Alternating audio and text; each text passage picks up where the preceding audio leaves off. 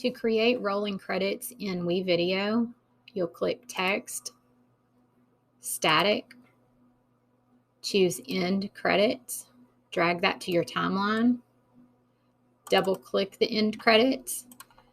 Under the text properties, you can add, you can modify the text. Here's the font and other options. Under animation, this is where you create the roll effect. So you'll click Start and position that text in the starting position. And it needs to be in blue when you pull it down. You notice the first time I pulled it, it stayed white. So blue means that's the starting position.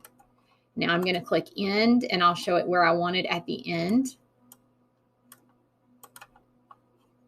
So I have my start and my end. Now I'll play that, and it rolls up. I click Save Changes on the left. And then if I want the end credits to stay on the screen longer, I stretch this box, and it makes it roll slower. You'll see how slow that is. I can pause this and show you that if I want it to be a quicker roll, I shorten this length of it, and now it's faster.